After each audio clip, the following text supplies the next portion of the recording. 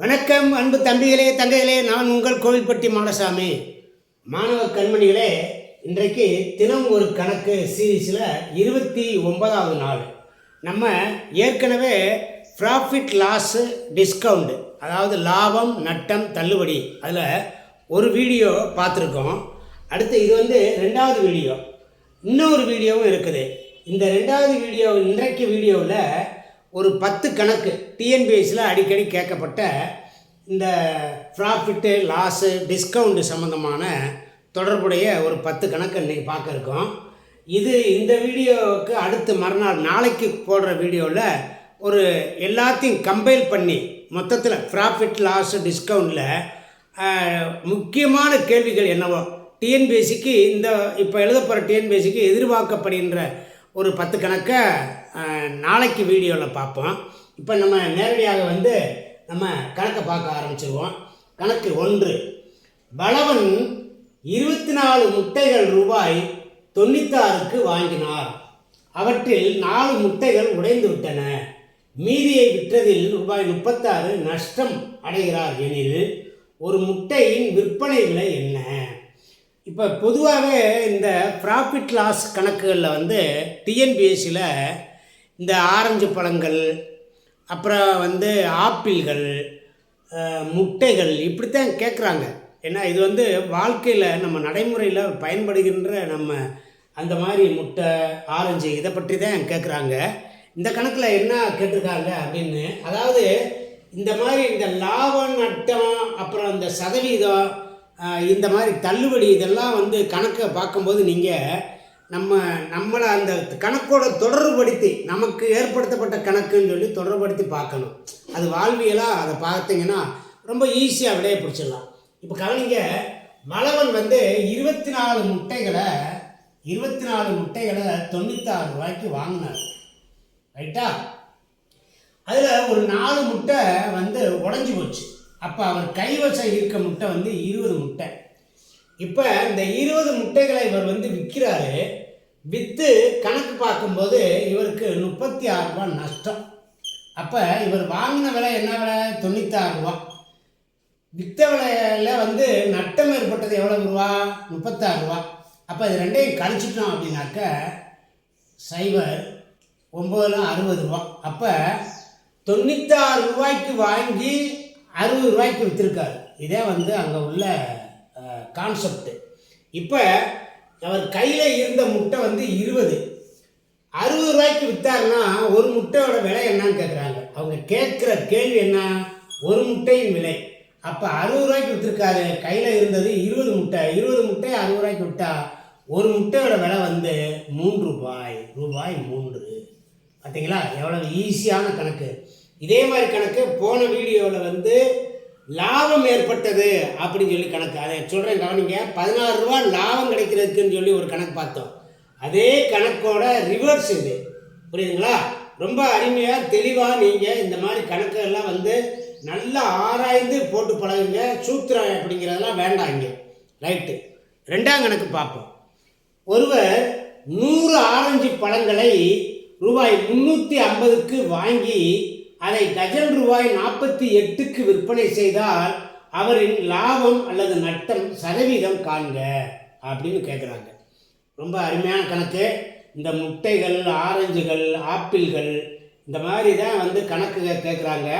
இந்த கணக்கை எப்படி செய்கிறது அப்படின்னு சொல்லி எளிதாக சொல்லித்தரேன் கவனிங்க. 100 ஆரஞ்சுகளை 350 ரூபாய்க்கு வாங்குறாரு. 100 ஆரஞ்சு பழத்தை 350 ரூபாய்க்கு வாங்கியிருக்காரு. ஓகேவா? ரைட்டு. விற்கிற போது என்ன சொல்கிறாங்க, இங்கே தான் ஒரு ட்விஸ்ட் வைக்கிறாங்க. டஜன் ரூபாய் 48க்கு விற்கிறாரு. டஜன் ரூபாய் 48க்கு விற்கிறாரு. ஒரு டஜன்றது 12 அப்படின்னு சொல்லி ஞாபகம் வச்சுக்கிட்டு நீங்கள் இந்த 12 ஆரஞ்சை 48 ரூபாய்க்கு விற்றா ஒரு ஆரஞ்சோட விலை எவ்வளோன்னு கண்டுபிடிங்க. 48 12ஆல் வகுக்கணும். வகுத்தாக்க 4 2 48. ஒரு ஆரஞ்சோட விலை 4 ரூபா.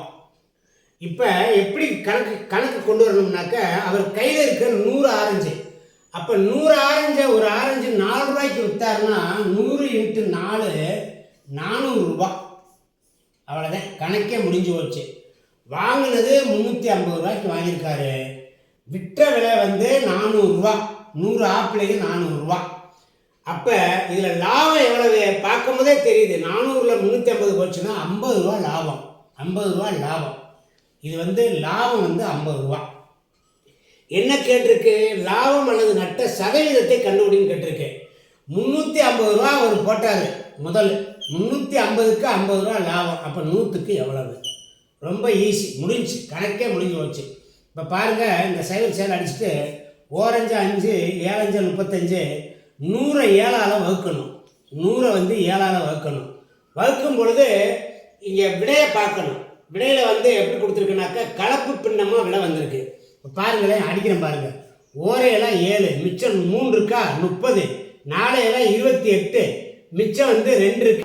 2/7ன்னு எழுதணும். அவ்வளோதான். அதாவது ஒரு கணக்கை செஞ்சுக்கிட்டு இருக்கும்போதே அதில் விடை என்ன கொடுத்துருக்காங்கன்னு சொல்லி பார்த்துக்கிறணும். விடை எப்படி கொடுத்துருக்கு? விடை வந்து மெய்யனில் கொடுத்துருந்தா மெய்யனில் விடை கொடுக்கணும். இது கலப்பு பின்னத்தில் கொடுத்துருந்தா கலப்பு பின்னத்தில் விடை கொடுக்கணும்.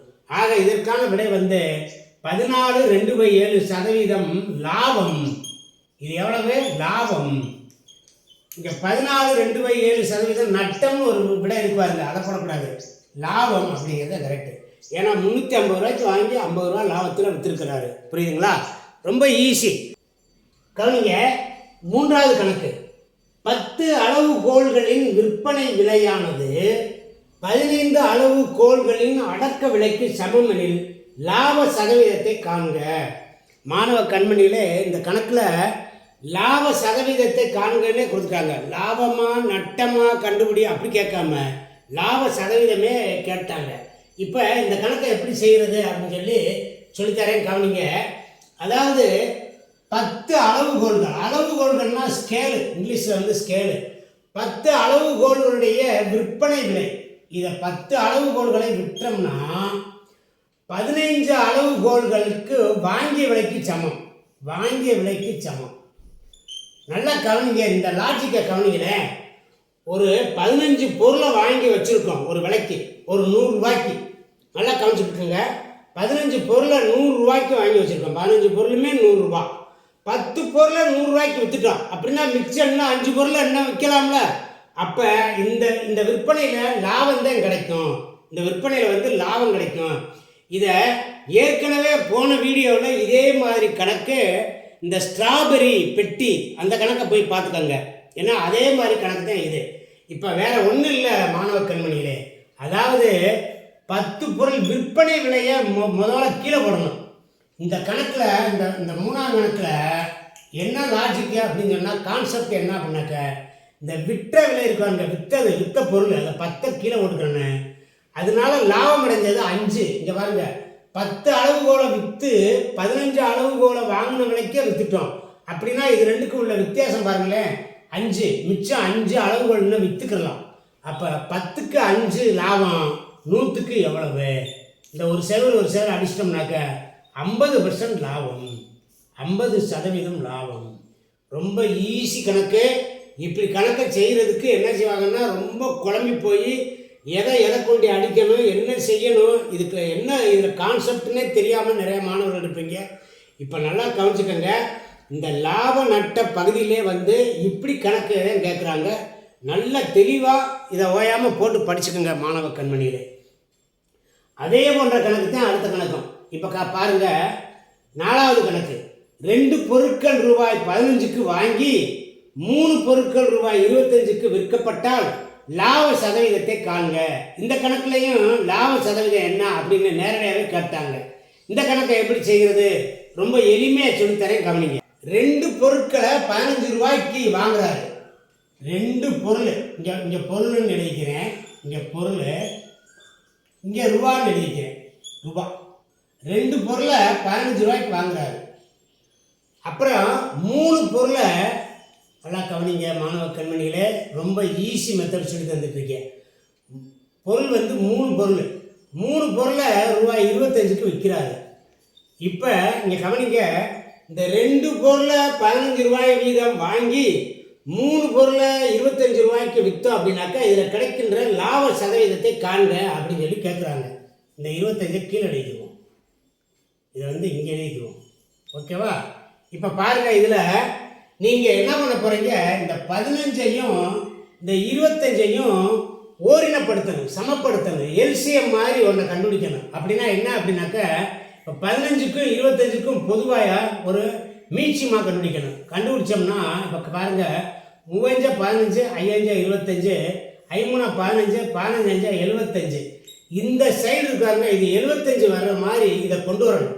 இப்போ எப்படி நான் கொண்டு வரேன்னு பாருங்களேன். 2 பொருள் 15 ரூபாய்க்கு வாங்கியிருக்காரு, 4 பொருள் 30 ரூபா, 6 பொருள் 45 ரூபா, 8 பொருள் 60 ரூபா, 10 பொருள் 75 ரூபா. நல்லா கவனிச்சுக்கோங்க, இதில் என்ன நான் செய்கிறேன்னு. 3 பொருள் 25 ரூபா, 6 பொருள் 50 ரூபா, 9 பொருள் 75 ரூபா. இப்போ என்ன பண்ணிட்டேன், விற்பனை விலையையும் அந்த வாங்கின விலையும் ஒன்றுபடுத்திட்டேன். இப்போ 10 பொருள் 75 ரூபாய்க்கு வாங்கியிருக்காரு, 9 பொருள் 75 ரூபாய்க்கு விற்றுருக்காரு. அப்போ முதக்கணக்கு இதுக்கு முதக்கணக்கு பார்த்தோம்னா 3ஆம் கணக்கு, வாங்கிய விலையும் விற்ற விலையும் சமம் அப்படிங்கிற வார்த்தை வரும் பாருங்க, அதை எடுத்துகிட்டு வரணும் நம்ம. இப்போ அதை எடுத்துட்டோம். இப்போ கவனிங்க, 9 பொருளை விற்கிறதுனால நமக்கு 1 பொருள் லாபம். இங்கே பாருங்க, இந்த இதே லாபம்.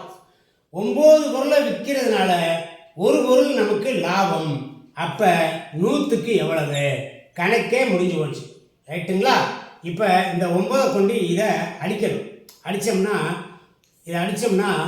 ஓரம் போதா 9, மிச்சம் 1 10, ஓரம் போதா 9, 11 போதா 99, மிச்சம் 1 இருக்கும், 1/9% லாபம். இதான் விட. எங்கே இருக்கு விட? சீல இருக்கு. பார்த்தீங்களா? இந்த கணக்கில் வந்து முதல்ல 2 பொருள்கள் வாங்கிய விலை 15 ரூபா. இந்த 15 ரூபாயையும் 3 பொருள் வாங்கிய இந்த 25 ரூபா, இது ரெண்டையுமே இந்த வாங்கின விலையும் விற்ற விலையும் சமம் அப்படிங்கிறதுக்காக என்ன செய்யறோம், நம்ம அதை சமப்படுத்துறதுக்காக ஒரு மீட்சிமா கண்டுபிடிச்சு இந்த 75க்கு கொண்டு வர்றாங்க. புரியுதுங்களா? இந்த மாதிரி வேற யாரும் வந்து சொல்லி கொடுக்க மாட்டாங்க. ஷார்ட்கட்டில் இந்த மாதிரி செய்யணும் அப்படின்னு சொல்லித்தர மாட்டாங்க. நம்ம அருண் அகாடமியில் தான் வந்து நடைமுறையில், வாழ்க்கையில் நடைமுறையில் என்ன பயன்படுத்துகிறோமோ அதே மாதிரி எளிமையாக சொல்லி தருவோம். ரொம்ப எளிமையாக இதை வந்து செஞ்சுருக்கோம். கவனிங்க, 5வது கணக்கு. ஒரு பழ வியாபாரி 8 ஆரஞ்சுகளை ரூபாய் 18க்கு வாங்கி 11 ஆரஞ்சுகளை 24 ரூபாய்க்கு விற்கிறார். இதில் அவருக்கு 30 ரூபாய் நட்டம் ஏற்படுகிறது எனில் அவர் வாங்கிய ஆரஞ்சு பழங்களின் மொத்த எண்ணிக்கை எத்தனைன்னு கேட்குறாங்க. ரொம்ப அருமையான கணக்கு. இந்த கணக்கு டிஎன்பிஎஸ்சி எக்ஸாமில் வந்து கேட்குற கணக்கு, அடிக்கடி கேட்டுக்கிட்டு இருக்க கணக்கு. கவனிங்க, இந்த கணக்கை நல்லா தெளிவாக சொல்லித்தரேன், நல்லா கவனிச்சுக்கிட்டே வாங்க. இப்போ பொதுவாக ஒரு விற்பனையில் நட்டம் ஏற்பட்டுச்சு அப்படின்னா 30 ரூபா நட்டம் ஏற்படுதுன்னு வைங்க. ஒரு விற்பனையில் நட்டம் ஏற்பட்டுச்சு அப்படின்னாக்க வாங்கின விலையிலிருந்து விற்ற விலையை கழிப்பாங்க. வாங்கின விலை வந்து அதிகமாகவும் விற்ற விலை குறையா போயிடும். விற்ற விலை வாங்கினதுக்கு விட குறைச்ச விலைக்கு விற்றுட்டோம்னா நட்டம் ஏற்பட்டுரும். இப்போ நமக்கு 30 ரூபா நட்டம். கவனிக்க, வாங்கின விலை என்னன்னாக்க 8 ஆரஞ்சுகளை 18 ரூபாய்க்கு வாங்குறாங்க. 8 ஆரஞ்சா 18 ரூபாய்க்கு வாங்குறாங்க. இப்போ 18 ரூபா 8 ஆரஞ்சு. இதை வந்து வகுத்து பார்த்தோம்னா ஒரு ஆரஞ்சோட விலை எவ்வளவுன்னு வரும், ஒரு டெசிமலில் வரும், பின்னத்தில் வரும். வேண்டாம், நமக்கு அப்படிலாம் வேண்டாம். நம்ம என்ன செய்யணும் அப்படின்னாக்க 18/8ன்னே போட்டுக்கிறோம். 18/8 இதுதான் வந்து வாங்கின விலை. விற்ற விலை வந்து 11 ஆரஞ்சுகளை 24 ரூபாய்க்கு விற்கிறாங்க. 24 ரூபாய்க்கு 11 ஆரஞ்சு. ஓகேவா? இதை இந்த வாங்கின விலையிலேருந்து விற்ற விலையை கழிக்கணும்ல. ரைட்டு. இப்போ கவனிங்க, இதில் எதுவும் சந்தேகம் இருந்தால் கேட்டுக்கோங்க. 8 ஆரஞ்சா 18 ரூபாய்க்கு வாங்கியிருக்காரு, 11 ஆரஞ்சா 24 ரூபாய்க்கு விற்றுருக்காரு. இதை விற்பனை விலை வந்து கம்மியாக போச்சு, 30 ரூபா நட்டம் ஏற்பட்டுருச்சு. அப்போ இந்த மாதிரி இதை போட்டுக்கணும். இதை கழிக்கணும். முதல்ல கழிக்கிறதுக்கு இங்கே கவனிங்க, எப்பயுமே பின்னக்கழித்தல் வரும்போது இந்த மாதிரி பின்னங்கள் வந்து சுருங்கிய வடிவில் வைக்க முடியும்னா வச்சுக்கலாம். எப்படின்னா இங்கே பாருங்க, 9×2 = 18, 4×2 8, 9/4 - 24/11 போடுவோம். இங்கே பாருங்க, 9/4 - 24/11. இப்போ இது ரெண்டுக்கு மீட்சிமா கண்டுபிடிக்கணும். இங்கே பாருங்க, இது ரெண்டுக்கும் மீச்சமாக போடணும். 11 நாங்கள் 44. இப்போ இப்படியே குறுக்க பெருக்கிடலாம். இப்போ வந்து 99. இந்த மாதிரி கழித்தலில் கூட்டலில் இந்த ரெண்டுக்கும் பொது மடங்கு வந்து பார்க்கும்போது இது ரெண்டையும் பெருக்கி வச்சுருந்தோம் அப்படின்னாக்க இப்படி பெருக்கிக்கலாம், இப்படி பெருக்கிக்கலாம். தெரியுமில்ல உங்களுக்கு?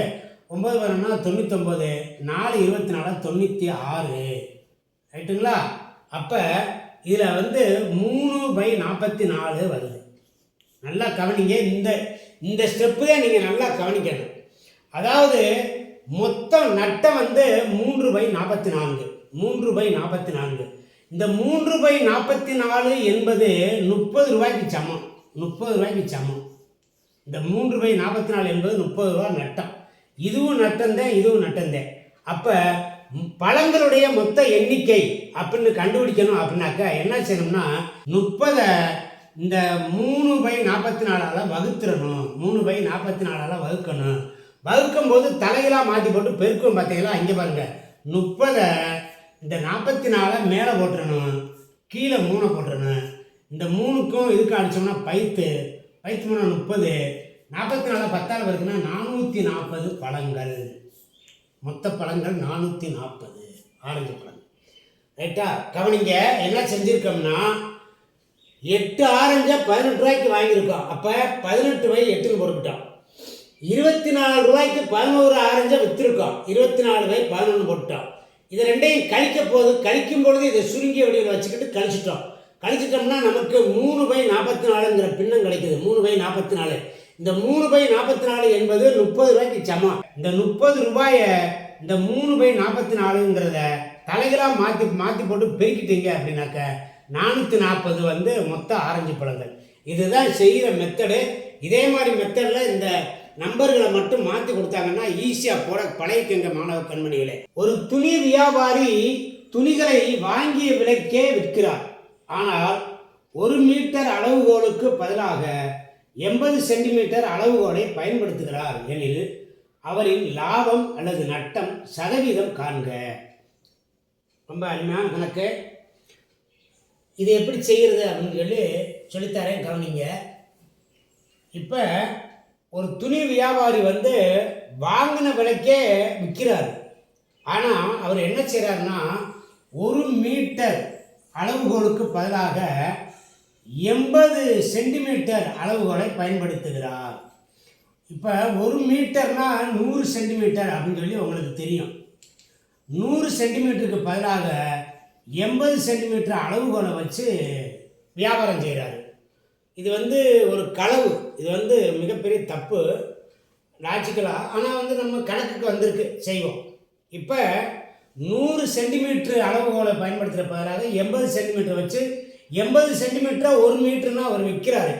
அப்போ அவருக்கு லாபம் ஏற்படுமா நட்டம் ஏற்படுமான்னு கேட்குறாங்க. லாபம் தான் ஏற்படும். எப்படின்னா 100 சென்டிமீட்டர் விற்கிறதுக்கு அவர் 100 சென்டிமீட்டரை 80 சென்டிமீட்டர் அளவுகளில் அளந்து விற்கிறாரா, 20 சென்டிமீட்டர் அவருக்கு லாபம் கிடைச்சிருது. 1 மீட்டர் துணியில் அவர் விற்கும் போது 20 சென்டிமீட்ரு வந்து இவர் தப்பு பண்ணி, அதாவது ஒழிச்சு களவு செஞ்சு ஒரு 20 சென்டிமீட்டர் களவாங்கிறார். அப்போ 100க்கு 20 அப்படின்னாக்க 100க்கு எவ்வளவு? 100க்கு இந்த 100%, 100க்கு 100 அடிச்சிட்டோம் அப்படின்னாக்க 20% லாபம். 20% அவருக்கு லாபம். ரொம்ப திங்க் பண்ணக்கூடாது. அதாவது 1 மீட்டர் அளவுகளுக்கு பதிலாக 80 சென்டிமீட்டர் வந்து அளவுகளை பயன்படுத்துகிறாருன்னா 1 மீட்டர் அவர் விற்கிறாரு அப்படின்னா 80 சென்டிமீட்டரும் போக 20 சென்டிமீட்டர் அவருக்கு லாபம் கிடைக்கும். அந்த 20 சென்டிமீட்டர் என்பதை 100க்கு 20, அப்போ 100க்கு எவ்வளவுன்னு பார்க்கணும். பெர்சன்டேஜுக்கு மாற்றினோம்னா 20% லாபம் கிடைக்கும். கவனிங்க. 7வது கணக்கு. ஒரு ஒலிபெருக்கியை ரூபாய் 768க்கு விற்பதால் ஒருவர் 20% நட்டம் அடைகிறார். அவருக்கு 20% லாபம் கிடைக்க வேண்டும் என்றால் அவர் என்ன விலைக்கு விற்க வேண்டும்? இந்த கணக்கை எப்படி செய்கிறதுன்னு பார்ப்போம். அதாவது ஒருத்தர் வந்து ஒரு ஒலிபெருக்கி, ஒரு ஸ்பீக்கர் 768 ரூபாய்க்கு விற்று 20% நட்டம் அடைகிறார். அப்போ அவர் 20% லாபம் அடையணும்னா என்ன விலைக்கு விற்கணும்? ஒன்றுமில்லை மாணவ கண்மணியில், இதை எப்படி செய்யணும்னா, எப்பயுமே நான் சொல்லியிருக்கேன், ஒரு ஒலிபெருக்கி, ஒரு தையல் மிஷினு, ஒரு வாஷிங் மிஷினு, ஒரு ஒரு மின்சார அடுப்பு, ஏதோ ஒரு பொருள், அந்த பொருளோட விலை வந்து 100%. பொதுவாகவே ஒரு சதவீதம் அப்படின்னாக்க ஒரு பொருளோட மொத்த விலை, அடக்க விலை 100%. இது தெரியும் எல்லாருக்கும். இப்போ 20% நட்டமடைகிறாரு அப்படின்னா இந்த 100லேருந்து 20 கழிச்சா 80% அவர் விற்கிறாரு. எவ்வளோ ரூபாய்க்கு? 768 ரூபாய்க்கு. என்ன கேட்டிருக்காங்க? 20% லாபம் கிடைக்கணும். இப்போ பொருள் வந்து 100, அதில் 20% நட்டம்னா 80, 20% லாபம் அடையணும்னா 120. புரியுதுங்களா? 120%. இது எவ்வளவுன்னு கேட்டிருக்காங்க. இந்த சதவீதத்தை எடுத்து விட்டுற வேண்டியது. இந்த சதவீதம் தேவையில்லை. 80 என்பது 768க்கு சமம் எனில் 120 என்பது எவ்வளவுக்கு சமம்? Box method. பாக்ஸ் மெத்தடில் ஏற்கனவே நான் பல வீடியோக்களை சொல்லியிருக்கேன். இப்படி நேருக்கு நேரம் அடிச்சுக்கலாம், இப்படி நேருக்கு நேரம் அடிச்சுக்கலாம், கட் பண்ணிக்கலாம். இதுக்கு நேருக்கு நேரம் அடிச்சுக்கலாம், இதுக்கு நேருக்கு நேரம் இருந்தால் அடிச்சுக்கலாம். குறுக்கே அடிக்கக்கூடாது. இது தப்பு, இது வந்து தவறு. ரைட்டா? இதை மட்டும், அந்த கான்செப்ட் மட்டும் புரிஞ்சுக்கோங்க. இப்போ இங்கே கவனிங்க, இதை வந்து நான் அடிக்கிறேன். அடித்தாச்சா? 8 கொண்டு நேரடியாகவே அடிக்கிறேன். அடித்தாக்க 9 8 72, 6 8 48, 96. இந்த 96ஐயும் 12ஐயும் என்ன செய்யணும்? பெருக்க வேண்டும். என்ன செய்யணும்? பெருக்கணும். இப்போ 12ஐயும் 96ஐயும் பெருக்குங்க. பெருக்குனீங்க அப்படின்னா எவ்வளோ வரும்? பெருக்கியே காட்டிடுவோம். 12 96, 6 12, மிச்சம் 1, 2 18 19, 1 6 1 9 9, 2 5, 9 15, மிச்சம் 1, 10 11, 1152. 1152. பி விடை சரி. ரொம்ப ஈஸி, ரொம்ப எளிமையான கேள்வி. இந்த கேள்வி வந்து ரொம்ப எளிமையான கேள்வி. கவனிங்க, அடுத்த கணக்கு. ஒரு பொருளின் மீது வழங்கப்படும் 2 தொடர் தள்ளுபடிகள் முறையே 25% மற்றும் 20% எனில் இதற்கு நிகரான ஒரே சமான தள்ளுபடியை காண்க. ரொம்ப அருமையான கணக்கு. அடிக்கடி குரூப் 1ல் கூட கேட்குறாங்க இந்த கேள்வி. குரூப் 1 சர்வீஸ்லேயே இது கேட்குறாங்க. அதாவது தள்ளுபடி வந்து ஒரு பொருளின் மீது ஒரு தடவை தருவாங்கன்னு கண்டோம். 2 தொடர் தள்ளுபடி. எப்படின்னா முதல்ல 25% அறிவிச்சிருது, மேலும் 20% அதுக்கு மேலே அறிவிக்கிறது. ரைட்டு? இப்போ இந்த கணக்கை நம்ம கான்செப்ட் படி லாஜிக்கலாக திங்க் பண்ணுவோம். ஒருத்தர் என்ன செய்வார்னா, பரிசு எழுதுறவர் ஒரு பொருள் மேலே ஒரு 25% முதல் தள்ளுபடி, அப்புறம் ஒரு 20%, ரெண்டையும் கூட்டி போடு 45% அப்படின்னு சொல்லுவார். அது தப்பு. அப்படி செய்யக்கூடாது.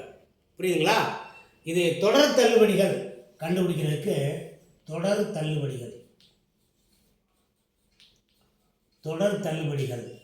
இந்த மாதிரி வந்துச்சுன்னா சமான தள்ளுபடி, ஒரே தள்ளுபடி சதவீதம், ஒரே தள்ளுபடி சதவீதம் கீழே கொடுத்துருக்காங்கல்ல, அதை கண்டுபிடிக்கணும் அப்படின்னா ஒரு சூத்திரம் இருக்குது. என்ன சூத்திரம்னா X plus Y plus X into Y by 100. இதே சூத்திரம். இந்த சூத்திரத்தில் போடணும். எக்ஸ் என்பது முதல் தள்ளுபடி, அந்த ஒய் என்பது 2வது தள்ளுபடி. இப்போ கவனிங்க, தள்ளுபடி என்றாலே மைனஸில் தான் சொல்லணும். தள்ளுபடினாலே மைனஸில் சொல்லணும். இப்போ பாருங்கள், -25 ப்ளஸ்ஸு -20. உங்களுக்கு இந்த சூத்திரத்துப்படியே அப்படியே போடுறேன். அப்புறம் கூட்டல் -25 பெருக்கல் -20 பை 100. நல்லா புரிஞ்சுக்கிட்டே வாங்க. இப்போ ப்ராக்கெட்டுக்குள்ளே இருக்கிறத முடிக்க போகிறேன். 0 அடிச்சிட்டோம். 2 2 10, இந்த 5 கொண்டு இதை அடிக்கிறோம். 5 25. சரியா வச்சா? இது -5, இது -1. இப்போ -5ஐயும் -1ஐயும் பெருக்கணும்னா +5 வரும். ஓகேவா? நல்லா இந்த கணக்கில் மைனஸ் ப்ளஸ் விளையாட்டு தான் ரொம்ப முக்கியமான விளையாட்டாக இருக்கும். ரைட்டா? இப்போ கவனிங்க, இது எல்லாத்துக்கும் இது வந்து +5. இப்போ -25, இங்கே ப்ளஸ், இங்கே மைனஸ் இருக்கா? அப்போ -20 + 5. அப்படிங்களா? இப்போ பாருங்கள், இந்த -20ஐயும் -25ஐயும் கூட்டினா -45. அதுலேருந்து +5 கழிச்சிட்டோம்னா -40. அப்போ இந்த சமான தள்ளுபடி வந்து எவ்வளவு அப்படின்னாக்கா 40%. நேரடியாக விட வந்துச்சு. புரிஞ்சுக்கிட்டீங்களா? இப்படித்தான் இந்த கணக்கை போடணும். நல்லா படிச்சுக்கோங்க. X plus y plus x into Y by 100. இந்த சூத்திரத்தை நல்லா மனப்பாடம் பண்ணி வச்சுக்கோங்க. இந்த சூத்திரத்துப்படி தான் இந்த கணக்கை போடணும். புரியுதுங்களா? எக்ஸ் என்பது முதல் தள்ளுபடி, ஒய் என்பது ரெண்டாவது தள்ளுபடி. ஓகேங்களா மாணவ கண்மணிகளே? கவனிங்க. 9ஆம் கணக்கு. ஒரு மெத்தையின் விலை ரூபாய் 7500. இதற்கு இரு தொடர் தள்ளுபடிகள் முறையே 10% மற்றும் 20% வழங்கப்பட்டால் வாடிக்கையாளர் அந்த மெத்தைக்கு செலுத்த வேண்டிய தொகை எவ்வளவு? ஒருத்தர் போய் ஒரு கடையில் போய் ஒரு மெத்தை ஒன்று வாங்க போகிறாரு. அப்போ அந்த கடைக்காரர் சொல்கிறாரு, இந்த மெத்தைக்கு 2 தொடர் தள்ளுபடிங்க, முதல் 10%, அப்புறம் ஒரு 20% அப்படின்னு சொல்லி அறிவிச்சிருக்காங்க. அப்போ அந்த 10%, 20%மும் போக அவர் அந்த மெத்தைக்காக செலுத்த வேண்டிய தொகை எவ்வளவுன்னு கேட்குறாங்க. நம்ம இதுக்கு முந்தைய கணக்கில் பார்த்தோம் தொடர் தள்ளுபடிகள். அதுக்கு வந்து சூத்திரம் X plus Y plus X into Y by 100ன்னு சொல்லி சொன்னோம். இந்த முறைப்படி முதல்ல ஒரே சமான தள்ளுபடி எவ்வளவுன்னு கண்டுபிடிச்சிருவோம். இப்போ கவனிங்க, தள்ளுபடினா மைனஸில் தான் சொல்லணும். -10 மைனஸ் நேரடியாகவே மைனஸ்ன்னு போட்டுருவோம். ப்ளஸ் மைனஸ்ன்னு போட்டோம்னாலும் ஒன்று தான், இப்படி போட்டாலும் ஒன்று தான். போட்டுட்டு இந்த இடத்துல கூட்டல் அடையாளம் போட்டுட்டு இங்கே வந்து -10 பெருக்கல் -20ன்னு போட்டுட்டு கீழே 100 போட்டுருவோம். இப்போ இந்த 2 0 அடிச்சு விட்டோம்னா -2 இன்ட்டு -1 ஈக்குவல் டு +2. இப்போ கவனிங்க, -10 -20 +2. இப்போ இந்த 20 ஒரு 10 30, -30. இந்த -30ல் 2 போயிடுச்சு அப்படின்னாக்கா -28. அதாவது 28% வந்து சமான தள்ளுபடி இந்த மெத்தையின் மீது. சரிங்க. இப்போ நம்ம ஏற்கனவே சில கணக்கில் படிச்சிருக்கோம். அந்த ஒரு மெத்தையோ வாஷிங் மிஷினோ தையல் மிஷினோ எதாக இருந்தாலும் அதனுடைய அடக்க விலை வந்து 100%. அது நல்லா தெரியும்.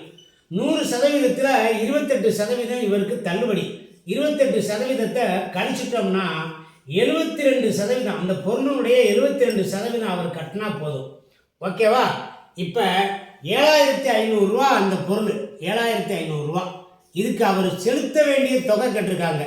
72% அவர் செலுத்தினா போதும். சதவீதம்ங்கிறத 72/100ன்னு போடணும். ரைட்டுங்களா?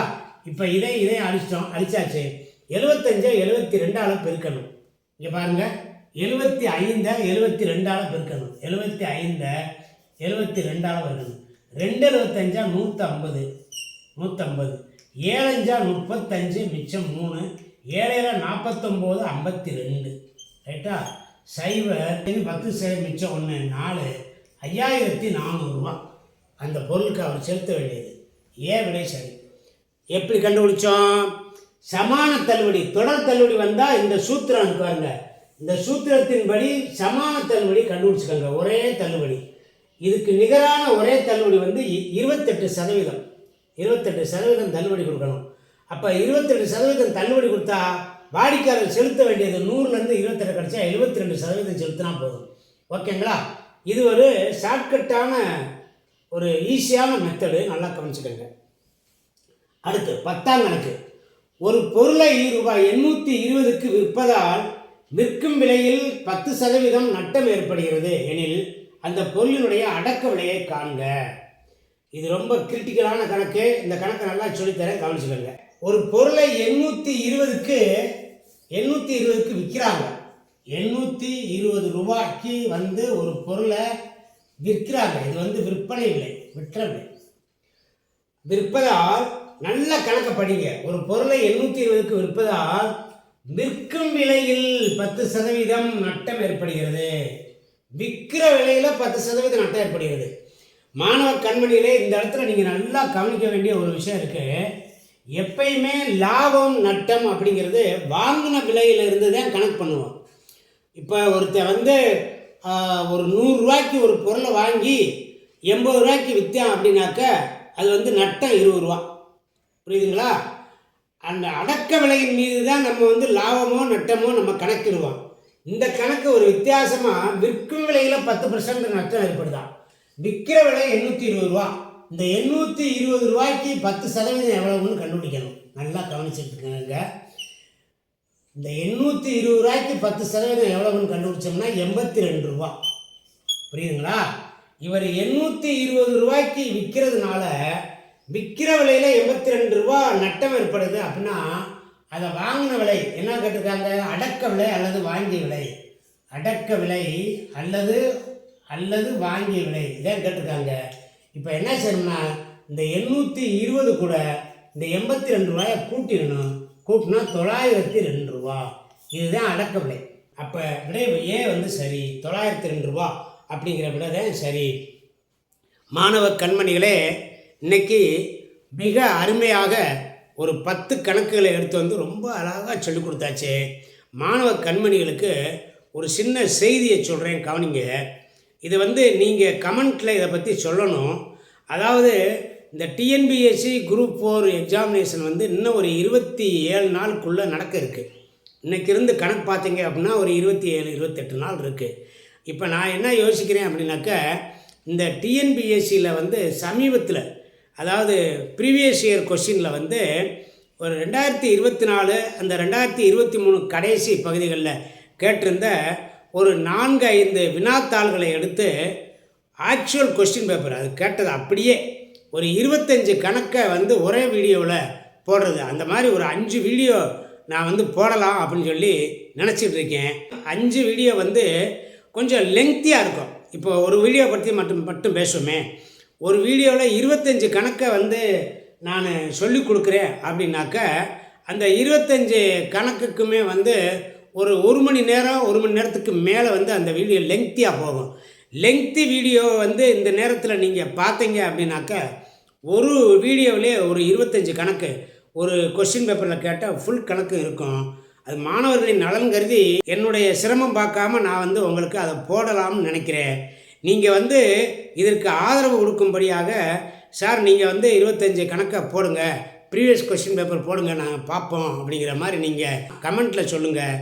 இதை வந்து சீக்கிரமாக ஒரு 2 நாளில் வந்து 25 கணக்காக ஒரு 5 கொஸ்டின் பேப்பர் போடலாம் அப்படின்னு சொல்லி இருக்கேன். மாணவ கண்மணிகளே, நீங்கள் அருண் அகாடமியோட எல்லா வீடியோக்களையும் வந்து கணக்கு வீடியோக்கள் வந்து இது வரைக்கும் 200 வீடியோக்களை நெருக்கி இருக்குது.